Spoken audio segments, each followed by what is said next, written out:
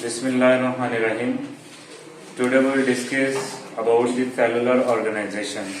That is the last topic of this chapter. और cellular organization mean कि we organized on the basis of the cell organisms.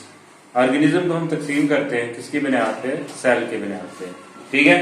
तो there are two major groups. Number one is prokaryotic and number two is eukaryotic. अब जो prokaryotic है उसका मतलब होता है उसके अंदर non prominent nucleus is present. Pro mean before और क्रियोटिक मीन न्यूक्लियस. जिसके अंदर नॉन प्रोमिनेंट गैर वाज़ेह न्यूक्लियस पाया जाता है उसको हम बोलते हैं जी प्रोकैरियोटिक. जैसे फॉर एग्जांपल बैक्टीरिया एक्सेट्रा. और that is consist of a kingdom which kingdom is known as kingdom Monera is based on it. The other group is eukaryotic. Eukaryotic mean proteu और karyotic mean nucleus. वो वाला group जिसके अंदर जानदार के अंदर proper जो है प्रोमिनेंट वाज़ेह न्यूक्लियस पाया जाता है. ये इसकी बुनियाद थी. फिर इसकी बुनियाद पे बनेगी 5 मेजर ग्रुप्स. एक जो था वो प्रोकैरियोटिक पे मुश्तमिल था किंगडम मोनेरा. और जो सेकंड था वो इसका यूकैरियोटिक था unicellular protist fungi plant and animals. अब इसकी ऑर्गेनाइजेशन जो है जानदारों की देयर आर 3 वेज. इसके 3 मेजर वेज हैं. अब जो फर्स्ट ऑफ ऑल पहला है सबसे पहला वो यूनिसेलुलर है. The word is unicellular. Uni mean one cell. वो जानदार जो सिर्फ और सिर्फ एक सेल पर मुश्तमिल होते हैं और इसकी तमाम जिंदगी का जो दारोमदार इन्हिसार होता है all activity depend upon the a single cell whole life.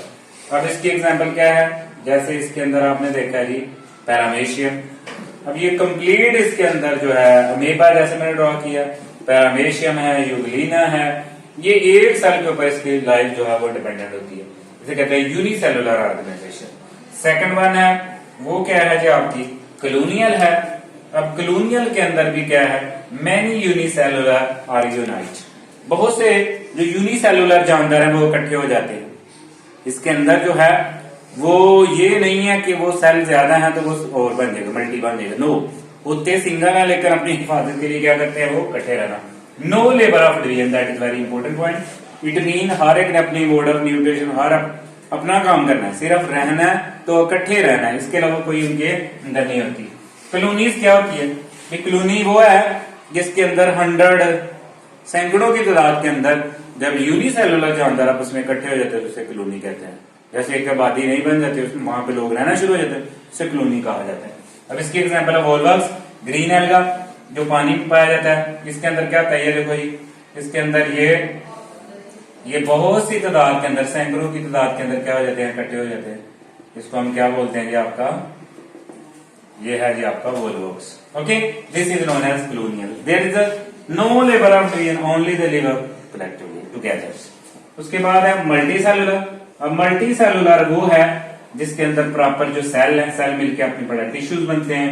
Tissues मिलकर ऑर्गन और ऑर्गन सिस्टम है. There are 2 example are mention here. Number 1 is frog and number 2 is mustard plant. We have a little introduction about the mustard plant. Mustard plant क्या है? जिसे सरसों का पौधा कहा जाता है. अब इसका सबसे पहले है technical name scientific name that is MCQs है ये. अब इसको क्या कहते हैं? ये बरासिका कंपेस्ट्रस. बरासिका कंपेस्ट्रस. ओके. अब ये क्या होता है जी? इसको हम विंटर के अंदर क्या करते हैं सोइंग करते हैं. इसको बीज बोते हैं. ठीक है. और एंड के ऊपर विंटर के ऊपर ये बीज तैयार हो जाते हैं. जैसे अभी ये सीजन आने वाला. ठीक है. उसके बाद है इसको हम क्या इसके यूजेस है इसको किस मकसद के पर्पज के लिए यूज किया जाता है? इसको एज ए वेजिटेबल यूज किया जाता है. Plant body. ठीक है. जैसे केल ब्रोकली एक्सेट्रा. ठीक है. साग वगैरह जो बनता है वो बॉडी पार्ट यूज किया जाता है वेजिटेटिव पार्ट यूज किया जाता है. उसके बाद ऑयल एक्सट्रैक्टिंग है वो किससे लिया जाता है? इसके सीड से. And you have study feed सरसों का तेल. ठीक है. वो ऑयल जो है इसको तो यूज किया जाता है. अब इसके ग्रुप जो है ना इसके 2 बड़े पार्ट्स हैं. एक है वेजिटेटिव पार्ट और सेकंड वन है रिप्रोडक्टिव पार्ट. वेजिटेटिव पार्ट वो पार्ट है do not take part in sexual reproduction. वही जो इसकी सेक्सुअल रिप्रोडक्शन के अंदर हिस्सा नहीं लेते उन पार्ट को हम बोलते हैं वेजिटेटिव पार्ट्स। जैसे रूट, स्टेम, ब्रांचेस, लीव्स, ये वो पार्ट है जो वेजिटेटिव जो इसकी रिप्रोडक्शन के अंदर हिस्सा नहीं लेते, सेक्सुअल रिप्रोडक्शन के अंदर हिस्सा नहीं लेते। रिप्रोडक्टिव पार्ट कौन से होते हैं? जिसके अंदर फ्लावर्स हैं, जिन ये क्या है इसके, ये सेक्सुअल रिप्रोडक्शन में हिस्सा लेते हैं और जिससे क्या बनते हैं बाद में फ्रूट और सीड। अब देखिए यहाँ पे एग्जांपल है, अब ये देखो जी, ये स्टेम हो गया, ये रूट्स हो गई, ये शूट्स हो गई, ये लीव्स हो गए, ये सारे के सारे क्या है इसके वेजिटेटिव पार्ट्स। ये इसका फ्लावर है, फ्लावर क्या हो गया इसका रिप्रोडक्टिव पार्ट। इसी के अंदर क्या बनते हैं? ये सीड बनते हैं जो कि रिप्रोडक्शन में काम आते हैं। तो ये यू कैन आस्क कब ये ग्रो होता है इसकी बॉडी के बाद, there is a little introduction है। आगे बाद उसके बाद नेक्स्ट है जी बेटा जी आपका फ्रॉग। फ्रॉग जिसको मैंडिक कहते हैं। अब इसका साइंटिफिक नेम है रैना टाइग्रीना। मैंने अंडरलाइन करके लिखा है, अब इसको इटैलिक भी लिख सकते हैं करके। ये भी मल्टी सेलुलर जानदार है। इससे क्या मुराद है भाई? आर्गन और आर्गन सिस्टम पर मुश्तमिल होता है। इसके अंदर आर्गन सिस्टम क्या है? जैसे blood circulatory system, digestive system, immune system, nervous system, ठीक है, respiratory system and many more.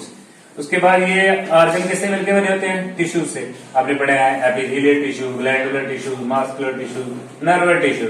They have a very complex body that consists of multicellular organ system. This is known as frog. frog का scientific name क्या है? That is MCQs, Rana tigrina. Okay ji?